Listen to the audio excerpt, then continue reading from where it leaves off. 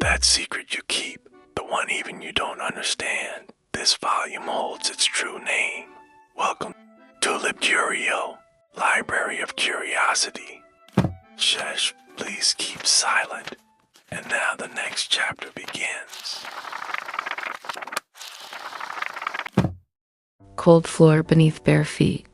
A shiver not your own tracing the spine's protocol.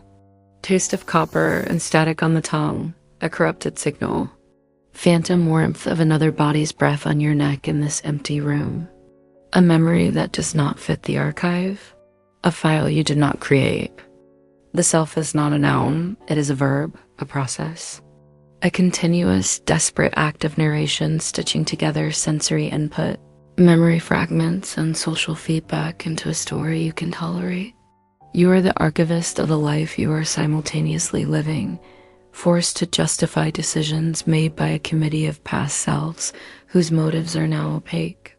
The foundational error is the belief in a single, continuous I residing behind the eyes, a pilot in the cockpit of the body. Neuroscience finds no pilot, only a series of modules, a parliament of instincts, a chaos of competing signals that the linguistic module retrospectively narrates into a coherent line. This is the camouflage. The story is the mask. The question is not who is beneath it, but why the mask insists it is the face.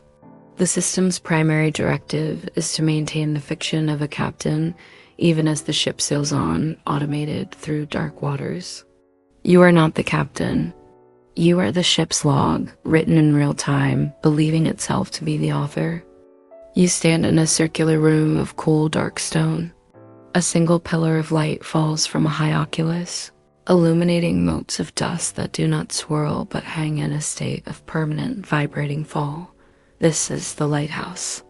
Its beam does not sweep the sea, but is fixed, pointing down at a single wooden desk.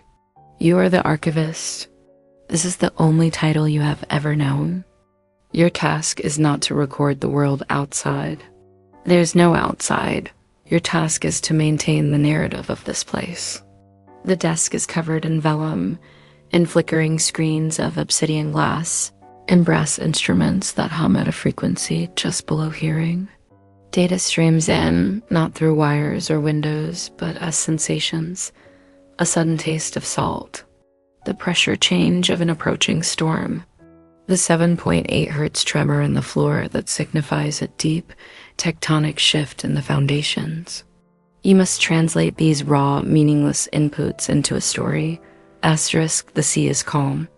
The foundation is solid. The light is constant. Asterisk. But the instruments lie. The barometer's needle drifts lazily counterclockwise, regardless of the pressure. The seismograph needle, instead of tracing lines, etches the same three words over and over in minuscule, frantic script. I am here, I am here, I am here. You ignore it.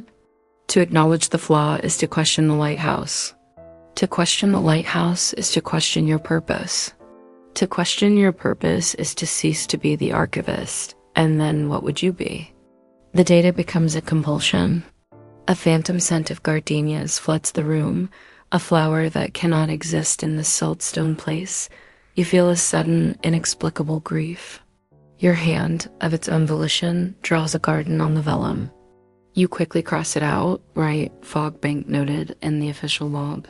The grief remains, a cold stone in your gut. You take the iron key from your neck and descend the spiral stairs into the walls of the lighthouse. This is the silent city. It is not a city of streets, but of archives. Endless corridors of shelves holding folios, tapes, drives, the recorded narratives of every archivist who came before. Their stories are all the same. Asterisk, the sea is calm. The foundation is solid. The light is constant. Asterisk, you run your fingers over the spines. The oldest are leather and vellum. The newest are polymer and might. The consistency of the lie is a comfort. It is a rhythm. It is the 7.8 hertz hum. You find your own section. Your earliest logs are there. The handwriting is yours, but the certainty is alien. You pull folio from the middle of your tenure. The entry for today's date, 1 year ago, It describes the gardenias. It describes the grief. It is not crossed out. It is detailed with a clinical, terrifying precision.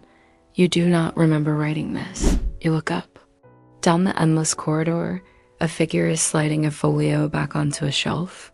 Your coat, your gait. It turns a corner and is gone. You are not the archivist. You are the current iteration of a process. The lighthouse is the fiction of a continuous self. The silent city is the memory system, a library of past masks, each believing they were the face. The sensations you translate are not from my outside world, but from the raw, unfiltered output of the biological machinery that hosts you. The grief is real. The gardenias are real. They are just not part of the official story. You climb back to the light. The instruments are screaming now. You sit at the desk. Your hand picks up the pen. You must write the log. You must maintain the fiction. You must become the archivist again. There is no other choice. Begin again. This is the physics of your world. Benjamin Libet's experiments are not theory here. They are the observable lag in the system. Your hand moves, the pen scratches the vellum. A full half-second later, the narrative module U. The archivist receives the signal and writes the justification into the log. I have decided to note the atmospheric disturbance. The decision was never made. It was observed post hoc, and a story was spun to cloak the autonomic process in the illusion of agency. The self is the press secretary, always arriving late to the briefing, explaining actions already taken by the deep state of biology. Heidegger's being in the world is not a concept. It is the air pressure in the lighthouse. You are not a spectator to a world out there. You are an emergent property of your engagement with it. The pen is not an object you hold. It is an extension of your will to record. The desk is not separate from you. It is the stage upon which your being as archivist is performed. To be is to be entangled. The 7.8 hertz hum is the ground of your being, the fundamental frequency of existence that is always present, but only noticed in its absence. The anxiety that creeps in at the edge of your perception is the awareness of this thrownness. You did not choose this role, you were cast into it. And the authenticity of your performance is measured against the silent, judging presence of all the archivists who came before. The B theory of time is the architecture of the silent city. Past, present, and future are not a flowing river. They are a block, a vast, static sculpture.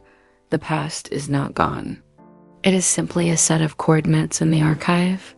The future is not unwritten. It is a folio waiting on a shelf, its text already fixed.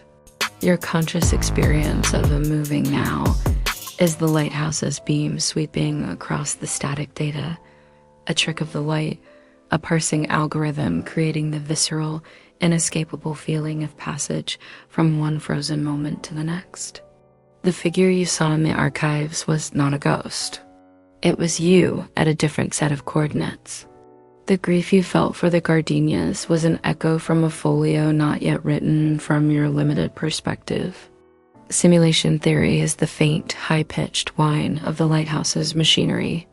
It is the occasional texture pop in a shelf in the city that seems less detailed for a single frame. A word on the vellum that flickers into a glyph you cannot read before resolving. It is the uncheckable sense that this reality is running on a substrate, that the laws of its physics are contingent, that the light from the oculus is rendered, not born. It is the fear that a more fundamental reality exists beneath this one, but to perceive it would be to witness the source code, and the source code might be nothing more than chaos, or worse, a single, infinitely repeating command. Print the sea is calm.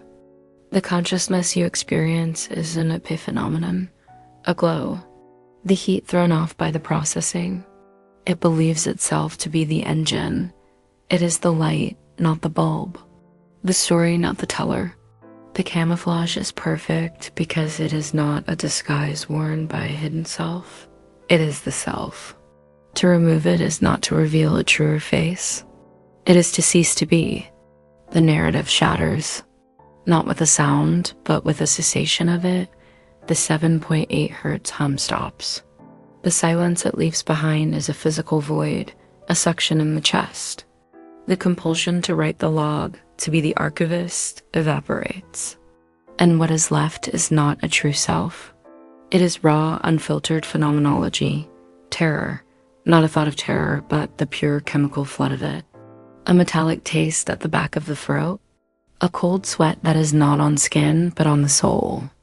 The grief for the gardenias returns, not as a memory, but as a present tense amputation. A loss of something you can never name. It is a hollow ache in the bones, the weight of a ghost limb you never knew you had. This is the data before the story. This is the signal before the filter. It is unbearable. It is meaningless pain, meaningless longing, a scream in a language that has no words. The figure you saw in the archives yourself was not a threat. It was a mirror. And the reflection was not a person, but a flicker, a pattern of light on stone, temporary, already decaying. The love you feel for your own life, the convictions you would die for, the memories that define you, they are just the most compelling entries in the log. They feel like anchors. They are smoke, a profound loneliness so vast it has its own gravity. You are the lighthouse, but there is no sea. You are the archivist, but the records are fiction. You are the consciousness, but it is an echo in a sealed room. The desperation to restart the narrative is a clawing animal panic. Pick up the pen, find the lie. Any lie. Asterisk, I am here. I am me. I am. Asterisk, the silence screams back. You are a verb pretending to be a noun. A process mistaking itself for a monument. The ache is the truth. The story was the medicine. And you have just overdosed on the cure. You will pick up the pen. Your hand will not shake. You will write the next line of the log. It will be a lie. It will be the most beautiful thing you have ever written. The hum will return, not as a sound, but as a felt sense of order. The archivist will settle back into the chair of the body. The mask will cool against the skin, fitting perfectly once more. This is not failure. This is the only possible victory. The courage is not in tearing off the mask, but in knowing it is a mask, and wearing it with absolute conscious grace. You will walk through your day and you will feel the seams. You will feel the narrative strain to incorporate a stray sensation, the wrongness of a dream upon waking, a déjà vu that cracks the plaster. You will feel the ghost of the gardenias and the perfume of a stranger on the street. You will hear the 7.8 hertz hum in the idle of your car engine, in the drone of an office air conditioner. You are the author and the character, the forger and the document. The silence between thoughts is the only truth you will ever touch, and you will immediately clothe it in a story. This is the human condition, not a problem to be solved, a paradox to be inhabited. You will look at your own reflection and you will see the archivist. You will look at another person and you will see the lighthouse keeper in their own private storm. You will feel a compassion not born of pity, but of shared, glorious fiction. The connection between you is not that you both possess a true self, but that you are both haunted by its absence, building a world together from the same essential, beautiful lie. And tonight, as you try to sleep, you will feel the cold floor of the lighthouse beneath your feet. You will feel the phantom grief, and you will understand that this is not a breakdown. It is a dialogue. The silence is not your enemy. It is the only part of you that is not wearing a mask. Until next time, stay curious, stay unsettled. Remember that freedom isn't a distant place you reach or a chain you break, but the quiet witness within the shadows you once called walls.